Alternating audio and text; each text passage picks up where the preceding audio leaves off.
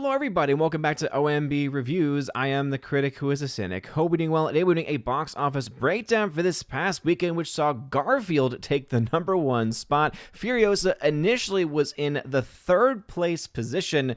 However, with the adjustments, with the actuals being reported by the studios from this past Monday, it has now moved into second place by maybe a couple $100,000. So let's just say I do have a little bit of, doubts about the validity of those numbers. It honestly seems to me like, let's just adjust these numbers a little bit so that way it doesn't look as bad as a third place finish. Initially, the estimate said that IF, or If, Imaginary Friend film from John Krasinski, was in the #2 spot. That has now been adjusted so that Furiosa is in that spot instead. So a lot of crazy things happening in regards to Furiosa's box office, and we can make some projections on it and also on the Garfield movie. And let's just say that the Garfield film is in a great position to make some money, and in fact, in certain charts is already making money, whereas the film Furiosa set to lose probably close to $150 million when everything is said and done.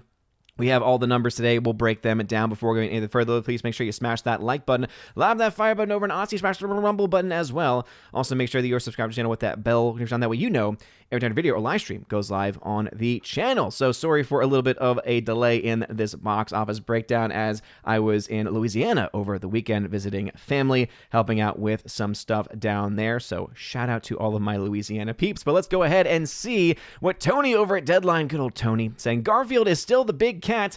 Furiosa moves back into second place over If, as summer box office recession continues. And hey, for once, that's actually a pretty fair assessment. Right now, summer box office is not looking good, even though right now Garfield on paper, especially with its very small, by comparison, especially to other films, $60 million budget, is helping that film stay afloat, helping that film rake in some profits. The case is not the same is not true in the cases of films like Furiosa or IF or many of the other films. The vast majority, in fact, of the films really coming out, not even just this summer, but really this year. It's been a very tough last few years at the box office. Remember that last year, Disney did not have any films make any money at the box office. And so that is, I think, something that you have to always take into account and consider, that we're in that market right now, where when you have a lot of films, especially films that cost as much as many of the fare from Warner Brothers, from Disney, from Sony, and many other places, they're not able then to make their money back. And so maybe this will be the sign to studios that, hey, maybe if we want to do animated films, $60 million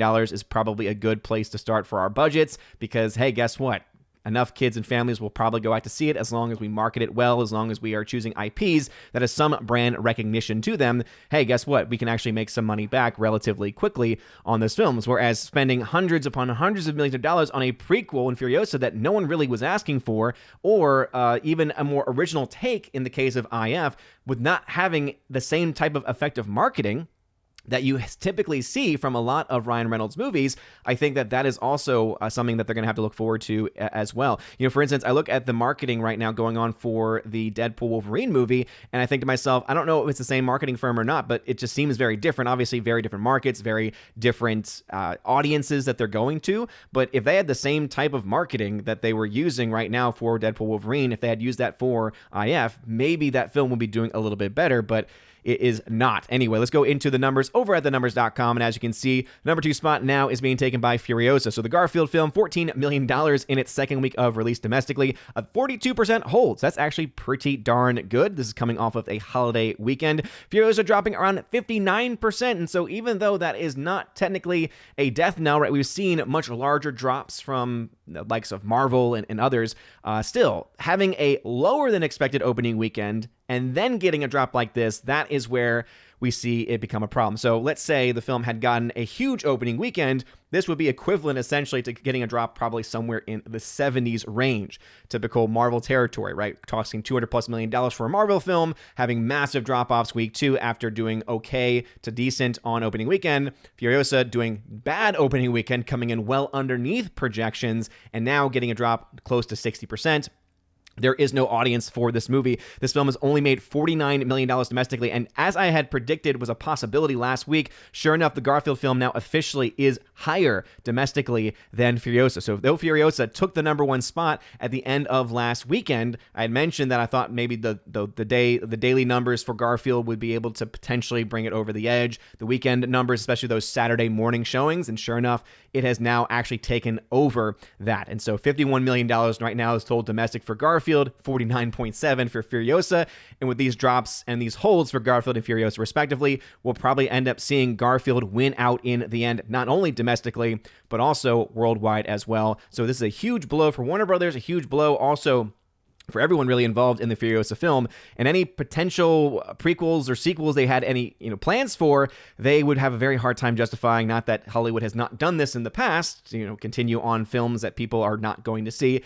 Still, the numbers are as they are. Coming in the number 3 spot is IF with $80 million now domestically. Got 10.5 for the weekend. And here's where, again, I said, okay, 10.7 versus 10.5. If was the number 2 film with the estimates, the actuals, we see the adjustment. And that does happen. So it's not out of the blue or out of the ordinary for these numbers to change like this. But when it's this close, I think to myself, even if Furiosa is technically on paper the number 2 film, it is really the loser of all of the films here. So again, IF is actually holding pretty well down the line. But as I've mentioned previously, in other videos, because it had such a low starting point, it is a film that still has a long way to go if it wants to make any money back. I will say it is pretty impressive for it to be doing still as well as it is, being on PVOD right now, where you can actually access it online from home. And people with families and with kids, that is going to be a much more viable option versus going out to the theater and spending the countless hundreds of dollars that it can sometimes cost to get not only tickets, but also popcorn and drinks and such. So the fact that it is even still doing this, that we're looking at these numbers and saying, okay, it's at $80 million, $100 million is not off the table completely. It's going to have to work going towards there because we are still seeing pretty consistent drops. Bigger films coming out in the next several weeks, including obviously Inside Out 2 coming out in a couple of weeks at this point. And so we're going to obviously see that take up probably a big chunk of the family demographic, though I do suspect that film is going to come in well underneath those projections. They're saying right now $70 to $100 million is kind of the range. I don't know. Something tells me, and something just about how Disney has performed or really not performed at the box office, especially with kids the last several years, makes me skeptical of whether or not they're going to actually be able to pull those numbers. But of course, we will have to wait and see. Kingdom Planet of the Apes coming in the number 4 spot. Once again, 33% hold there. This film also not doing very well, especially compared to its budget. The Fall Guy rounding out the top 5 with a 30% hold, making another $4.1 million. That film, again, has already been confirmed as a flop based on the numbers that we've gotten. So the Garfield film is at $152 million, so overall doing pretty well. Again, for a $60 million budget, right now the fact is that it's made 2.5 times its budget. So on paper, as you all know, usually the metric is a 2.5 multiplier for most movies, right? In a general sense, a historical sense. In today's market, it is probably closer to 3 times the box office, like 3 times the budget you need because of how international splits work, how the deals between studios and theaters have changed since COVID, obviously. So $152 million, though, is still a good starting point for the first 2 weeks. And even if it is 3 times the budget, it's probably going to get to 3 times the budget in the next week or 2. So it's on paper, according to my official charting, as being now making money, broken even, making profit, and it will, again, on even the RCC charting I use, my random crazy charting, be able to be there as well. Furiosa is, of course, not going to be doing that, so only at $49 million domestically, $65 million internationally, based on what's been reported as of today, according to thenumbers.com, $114 million worldwide. Yeah. This movie is not doing what Garfield, whereas Garfield's 2.5 times its budget. This is only 0.7 times its budget in the same amount of time. So we're talking about a movie that might get to 1.5 times its budget. That's going to be still a far cry from the amount of money it is going to need to actually break even. Kingdom Planet of the Apes is at $337 million worldwide, so obviously a much bigger number there versus the other 2 films. This film's been out for a little bit longer. That's still 2.1 times its budget, though, and since a huge portion of the money for the film is coming internationally, it means that its multiplier is going to definitely be over that 2.5 typical. Fall Guy at 158 worldwide. Again, probably better than what would have been expected for the film after its really poor opening and subsequent week 2. But obviously still not anywhere close to where it needs to be, only at 1.3 times its budget. Being on PVOD also has not helped that. Going to the chart, because we love charts here on OMB Reviews, we can make some projections for Furiosa and also for the Garfield film, now that these films have been out for 2 weeks. I will say in the case of Garfield, this has a line through it because it's hard to really quantify this number because of the fact it did get an early start internationally, and so that's why the end number will probably be off to some degree, either because it'll overperform and have strong legs down the line, as right now it seems to be holding pretty well, or it will be a lot less than the projections here because of the international kind of making up more than what typically would be after the first 2 weeks, right? Because those are what I base my numbers off of. But in the case of Garfield, probably somewhere in that $217 to $300 million range. So somewhere in that $200 to $300 million range is probably where we're looking that film to be, which means profits around $40 to maybe even up to $100 million. So again, that's a pretty good metric there.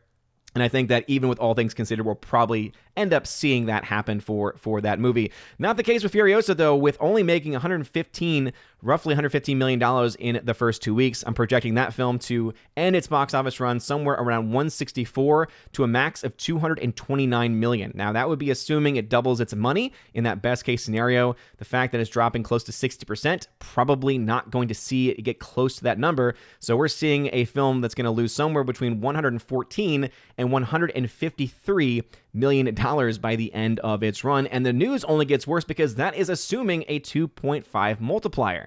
If we remind ourselves about what the actual numbers look like, right? Let's go to my RCC chart, which I'm still working on because of trying to get it to auto load information in there. Right now at 49.7 million domestic. Remember, typically they get 55% of the domestic market, talking here about what the studio gets. They only get about 40% of the international market. It has not opened in China yet. It is slated to, I think, later in the year, and so that probably will not be a factor because this will be very old news by the time that actually comes out. Obviously, I'll keep the chart updated when that comes in, but that's still only 25% that they get from the Chinese market. So at this split, right, of most of it coming internationally, that means as of right now, it is $200 or so million in the red. And so right now, the projections being around 114, 150, if you take into account that split, we're probably looking at it actually closer to being a range of probably closer to $130 million loss in a best case scenario, and maybe closer to 175 million in losses in a worst case scenario on typical charting. So it could be worse than even that. Being close to $200 million in the red at this point, though, is definitely not a good sign. This is also where, and unfortunately, the number is not loading right now because, of course, it's not. Let me see if I can try to trick it to reload. It's not. But as of right now, the Garfield film is still technically, when you look at the splits between domestic and international, technically has not made its money back. Again, needs to make a little bit more than 2.5 because of where it's making money internationally. But it is still definitely on the cusp of even breaking even and making profit on this chart. And as I just mentioned in my projections, it's definitely going to be able to do that by the end of its actual box office run. We do have some numbers for Sight. It's just not performing very well. There's even not enough data really to even import, basically. That's why it's coming in unavailable there. So if anyone's been wondering about how Sight's doing, it's just not really doing all that well. Still need to watch it myself to give my thoughts, but apparently it's something where people think it did not need to be in a full-length feature film from what I've been hearing. But again, I can't speak to that myself. And an update on Kingdom of the Planet of the Apes, again, right now still around $37 million in the red. And again, this is not taking into account the RCC method. If we go over there, let's see if that number is there. It's still around $88 million in the red. So remember that this is using the current data from domestic, international, and from China. So because of those splits, if anyone's wondering why isn't that number closer to break even, it's because, right, 37 million in the loss in the red versus 88 million in the red. It all comes down to where you make your money and how much the studio actually gets back. So that's why we can look at this number here and say that right now, King of the Planet of the Apes is still a verifiable flop and will end its run probably north of $50 million in the red based off of these numbers. And again, this is just looking at the film as a movie. Whether or not Disney loses money on this as being the distributor of the film is another matter because there's other production companies that are involved. And so therefore, what Disney gets out of this one in the long run is still unknown. We don't have that information in front of us right now. We don't know what the deal is between them and those other production companies, how much money was put up, things like that. But ultimately, Kingdom of the Planet of the Apes is definitely not going to be a win for Disney by any means. And if this is the best case scenario, if this is the best performing film that Disney has coming out this year, they're obviously in a lot of trouble. We know that that won't be the case. We know that Deadpool Wolverine is going to be a huge hit. I'm just going to say it right now. It's going to be a hit. Whether or not it makes $1 billion or not is still up in the air. It is very hard, though. I just want to put this out there. It's very hard for a radar film to get to $1 billion. If you think about how many films have performed well over the years, Joker is the only one on paper that actually was able, as a radar film, to hit $1 billion outright. Now, we adjust for inflation. There are several radar films that would be the equivalent of $1 billion in today's market for sure, absolutely. But on paper, to get to $1 billion is still very tough when there's only one, and arguably a few other films the last few years, if you adjust for inflation, that could be called billion-dollar rated R films. Just shows you how, again, the vast history of rated R movies The chances of it happening are, again, it's possible, not entirely, likely or very, very likely, I would say, but I think it's going to do well nonetheless. It's going to make a lot of money, and obviously it comes down to how much money they spent on the film. I think even if they spent closer to $200 million on that movie, which is, again, I think would be a waste of money if you're spending that much money on production, because you don't need that much money for a Deadpool movie, but let's say you did, I think that they'll actually still be able to make their money back. But these are the numbers as they stand right now from the weekend. And obviously we'll have further analysis on Deadpool, what some of the projections are going to be. And those will be coming out within the next couple of days, I think. Actually, no, probably in the next 10 days when we get to the 14th. Closer that we get to being a month out from Deadpool is when we'll start to get some early tracking on that movie. I know there's been a lot of talk about pre-sales, but as I've mentioned on my stream several times, pre-sales are a bit of fool's gold because it is never taking into account how many people are showing up on the actual day to see it. And also, pre-sales do not mean it's going to get $8 million. Again, that was the tracking from the first day. $8 million on opening day. Remember that pre-sales just means who's buying tickets at the showings that are available. So that's not just that Thursday showing. That's any other showing after the fact that is available. Now, most of that's probably coming from opening day, but just in case anyone's wondering, like, how does that actually get calculated? Remember, as long as things go on sale early, and as long as it's several days, whenever you hear $8 million in pre-sales, that means over the course of however many showtimes are available, over the course of how many days are available this early on. Obviously, I'm excited for that film because I think it's going to be pretty funny. But what are y'all's thoughts on this? Let me know in the comment section down below. If you like this video, smash that like button. A lot of that fire button, Aussie, smash the rumble button as well. You guys are all amazing and beautiful people. Don't forget, for the summertime, I am doing a Wednesday morning stream, 10 a.m. Eastern time every Wednesday morning. And we're doing a box office coverage. We can obviously talk about movies, other things pop culture related, and that will be every Wednesday morning this summer. Still have my Tuesday night stream, so I have a stream tonight at 7:30 p.m. Eastern time, and of course Friday Night Tights Salty Saturdays. Though I will say this coming weekend, my plan is to be in Dallas for the Dallas meetup. Things can obviously change. Things are still in flux with that, so I will let y'all know if for any reason I'm not able to go. It's still a possibility that I might have to stay home because of, obviously, family has to come first, and so we're still trying to figure those things out, especially with finances. So if you want to support the channel, please check out the links in the video description below and think about supporting the channel so that way I can more easily be able to do meetups and things like that. Anyway, you guys are all amazing and beautiful people. Have a wonderful rest of your day, and as always, God bless.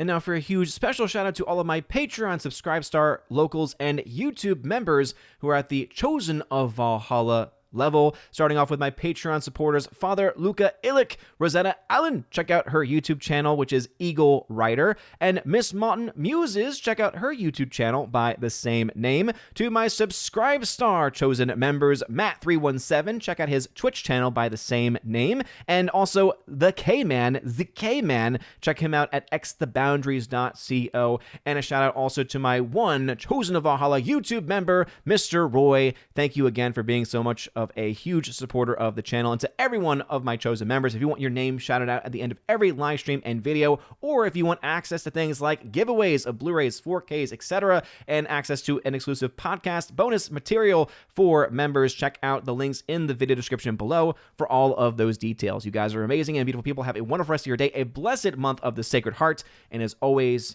God bless.